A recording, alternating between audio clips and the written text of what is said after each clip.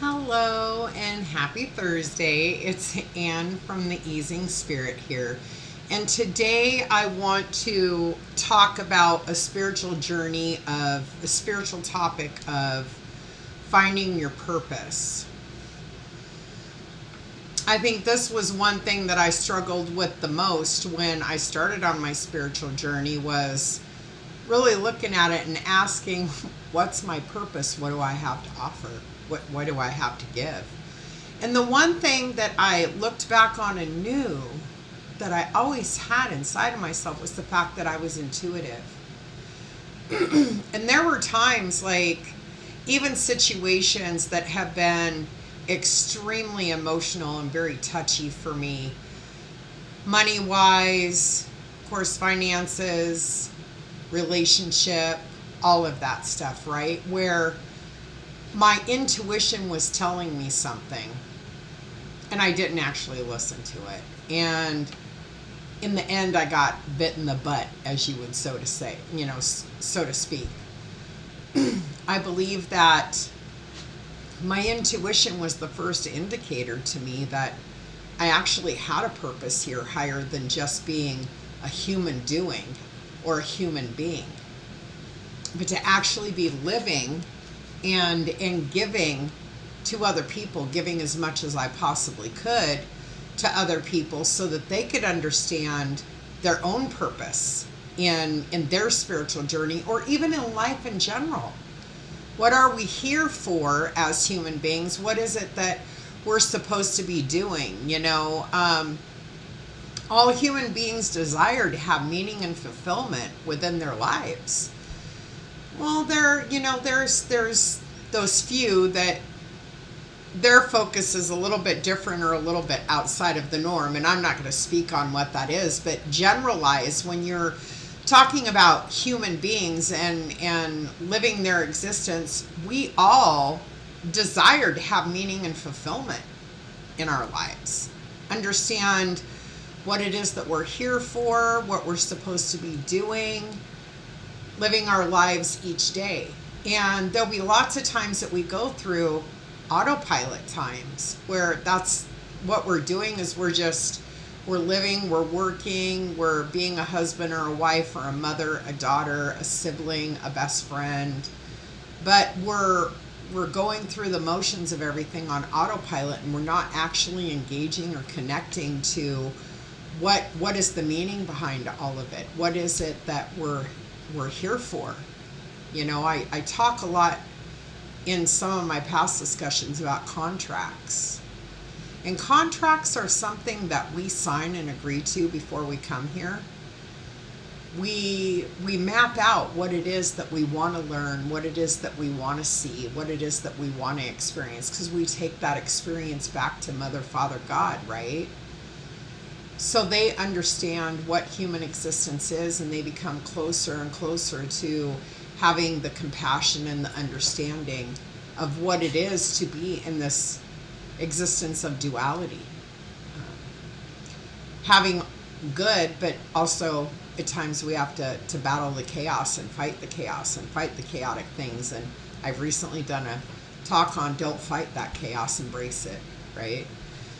If we learn to embrace everything within this life, even the darkness that comes to us, you can look at the darkness that comes to you and you can flip it and find the silver lining or what piece of that is for your greater good. And sometimes it takes a little while.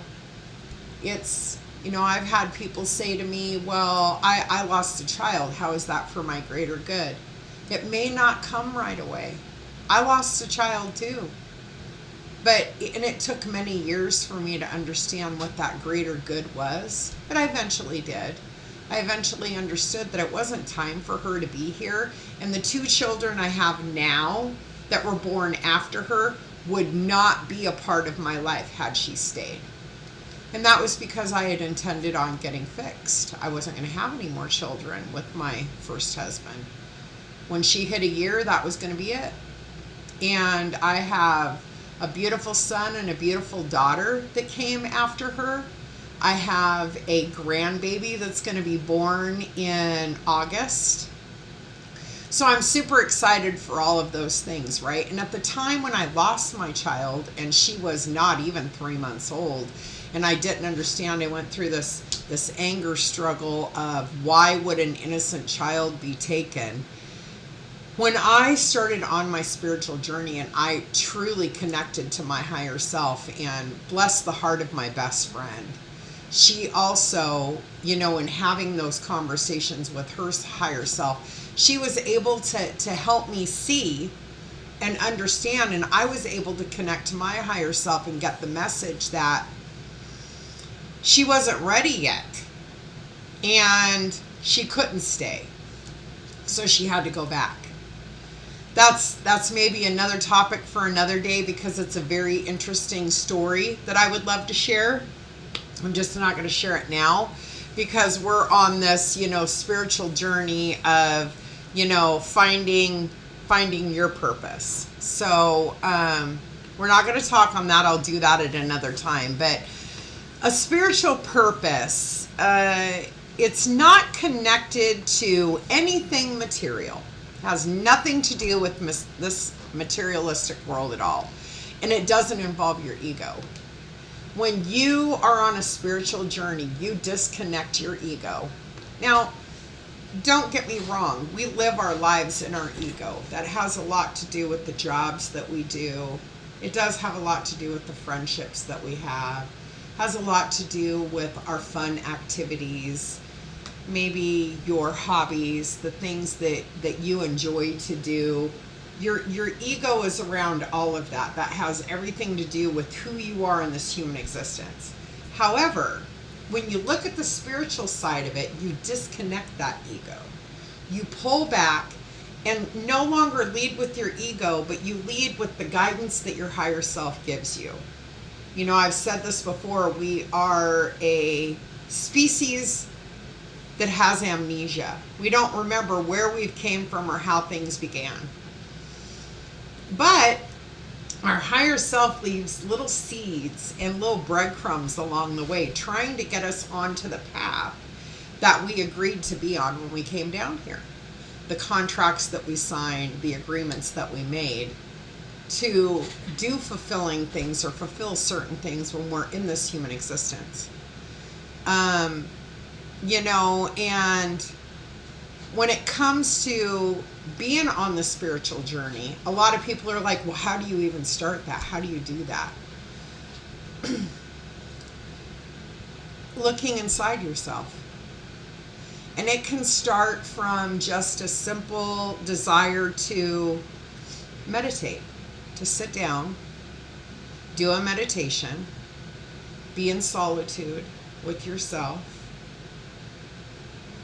closing your eyes, taking that deep breath,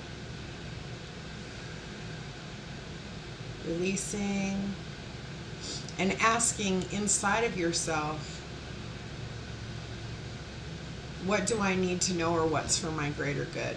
And sitting within that meditation, and it could start that maybe you could only do a meditation for 5 minutes a day, and that's okay. It doesn't have to be hours long. It doesn't have to be all this crazy rigmarole. It's very simple little baby steps of setting the intention, and everything that you do in your life is set by your intention, whether you speak it or think it. And I always say, speak your intention out. Bring the words forth, right?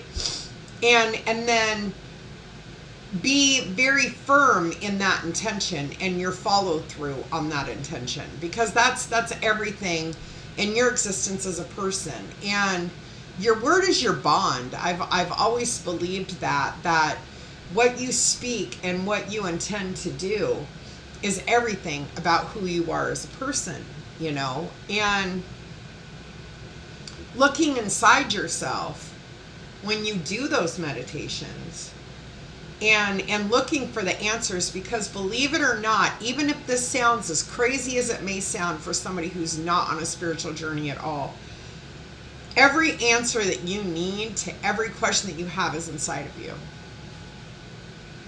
The answers to our very existence as humans and where we began is inside of us. Although when we sit quietly and we ask those questions of what's for my greater good, what should I be doing, what direction should I be going, little pieces of information will come to you.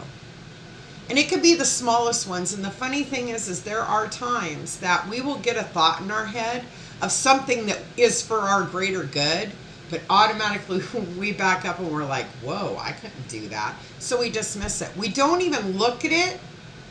We don't even try to examine it. We don't even try to see what it's about. We're just like, oh, no, that's not something that I can do. And we push that away. And that has a lot to do with your ego as well, right? And your ego is not part of your spiritual journey. It absolutely isn't. Nothing material or egotistical is involved whatsoever when it comes to your spiritual journey. It has everything to do with you connecting to your higher self, trusting yourself and your guides. And your guides are all a part of your higher self. It all comes back to your higher self. When you can tap into that and trust that connection and trust the information that's being given to you, that's where your spiritual journey begins. And some of us know that we're born intuitive. Some of us have had situations where things, have happened or something hasn't felt right, and you feel it in your gut and you follow what your gut's telling you. And in the end, you're like, thank God I did that, because X, Y, and Z could have happened. Whatever that situation is. And so when you have those intuitive abilities or you've met someone and something just doesn't feel right about that person, and maybe later on you hear something about them and you think, that's why I didn't quite feel right around that person, is because of this reason or that reason. Or maybe you'll see how they express themselves in their own body language and the energy that they bring to the table. And after you view that, then you're like, that's exactly why I just didn't feel right, right? So it's trusting in your intuition and trusting that you have all of the answers inside of you, and I always listen to it, never second guess it. I've second guessed mine in the past. Ooh, I'll tell you. Yeah, I went through a 13-year marriage if I would have listened to my intuition. However, there are things that we do experience in this world that are chaotic, that are necessary. It's really funny. I've came to the realization that we're not in control of anything that goes on within this existence. The only thing that you're in control of is your immediate reaction to whatever's happening around you. And maybe not even that, because technically everything's already been mapped out for us. We already made decisions on how we were going to do things, and everything that we experience in this life is all about going through that process. So we sat up there and we wrote all this stuff out, and then we agreed, yes, give me amnesia when I come down here, because I don't want to know. I want to be surprised by all of the beauty and the chaos that's going to come to me in this life. And really, honestly, that's what we all did. As crazy as it may sound. And sometimes, even on the journey that I'm on, and even when I watch my best friend, whom I love with all my heart, she has some struggles. And I respect those struggles because her path is different than mine. Her path is her path because she's the one that can do it. My path is my path because I'm the one that can do it. So we can never look at another person's path and have some kind of an opinion. We can, although that's not for your greater good. All about being on a spiritual path is only doing what's for your greater good. And if something does not serve your greater good, then it's of no use to you. It does nothing for you. It will not make you grow as a person. It will not get you farther in your career. It won't. It won't make relationships better. Anything that's not for your greater good is what you need to examine, and then you need to deal with that situation, whether it's healing a trauma, releasing somebody, stopping a relationship, whatever it is, you need to examine it and then decide whether you're going to continue to deal with that situation or not. Because if it's not serving you, it's garbage, basically, you know. So it's very, very important for you to find what your purpose is, or figure out what your soul's calling is. You know, I'm still coming into mind, and it takes a little while, but I believe that when we begin to live in love and light, which everything that you do should be led with love and light. When we begin to live that way, we begin to no longer judge people on their actions. We begin to look inside of ourselves for all the answers that we need. We begin to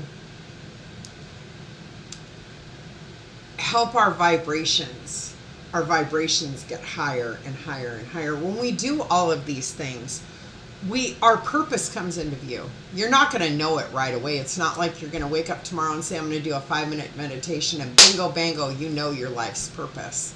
It doesn't work like that, but it does trickle down to you when you start to view life differently. When you make that connection to your higher self, and when you decide that you're no longer going to look at being a victim, and life is doing this to me, you're doing this to me, she's doing this to me, my job's doing this to me. When you no longer choose to look at life through that type of a lens, and you begin to change your perspective on it, and instead of saying, this is doing this to me, looking at what's going on and finding out why that bothers you, why you have an issue with it, why you felt victim to it, and then dealing with it. Either healing the situation or choosing that it's so small that it's no longer important enough for you to hold any type of tension inside of your body when it comes to that situation. Whatever it is, looking at it, examining it, finding out why you feel the way that you do about it, and then healing it. And, you know, healing is a very unpleasant thing to go through. I'm not going to lie, it's not fun. It really isn't. However, I will tell you this, for the amount of fun that healing is, if you heal yourself and go through that struggle and get past that situation, that will never bother you again. If you're afraid of the dark, and you've continued to be afraid of the dark all of your life, and you have this innate fear of the dark, every single time you're in the dark, you feel fear from that. You live your life in that every single day. And maybe the dark could be at any given time. You could be sitting here at home, you're watching TV, everybody's gone for the night. While you're watching TV, suddenly you lose power in your house and it goes pitch black. And you can't see anything and you're alone. You have an innate fear inside of yourself of that dark. However, if you take the time to heal and go through the trauma of what created you to be afraid of the dark, you're going to go through a healing process that isn't pretty and it's difficult. But I will tell you this, when you hit the other side, you won't have that fear anymore. And you will live your life without worrying about what happens if the lights go out and I'm by myself. And the next time the lights go out and you're by yourself, you're not going to be in fear of that. You're not going to live in that fear anymore. So I encourage indefinitely to work through those types of things, to remove that stuff from yourself so that you can go farther on your spiritual journey, on your spiritual path, opening and understanding what your gifts are or what your purpose is or what it is that you're supposed to be doing. You know, change is always scary, but I encourage you to trust yourself. You know, we'll hear things in our mind and we'll be like, But if it's for your greater good, when something comes to you and you think, no, I couldn't do that, But you stop for just a moment and you look at it and you ask yourself, could this be for my greater good? Could this heal me? Or could this be something that's going to elevate me higher? And if the answer is yes, then I absolutely challenge you to follow through. And follow through sometimes isn't easy, right? I mean, a lot of the stuff that I talk about, it's super important to have somebody who can guide you through those processes. You know, that's what I'm here for. I'm here to help you, not give you the answers, but to help you look inside yourself where you can find the answers for yourself. Last night I experienced it with my son's girlfriend. She was over here visiting. We were talking about things. When I just sat back and gave her empathy and allowed her to start to talk about things, she started getting answers herself to things that she felt were questions. So my job is to help you look inside yourself and get those answers. Dig deep enough that you can get those answers and give you the messages that I get from my higher self, but from my team connecting to your team, right? Because when we get our teams to connect to each other and they begin talking, they begin bringing down lots of information, and we get downloads. We get massive amounts of information that help us grow as spiritual beings in a human body. So, you know, I definitely encourage you to look at all the chaos in your life, everything that comes at you, and use it as a way to change and grow. And grow yourself into understanding what your purpose is here, what it is that you have to give to others, right? It could be very small. It could be a very small piece. Then again, for some of us, it's a very large piece.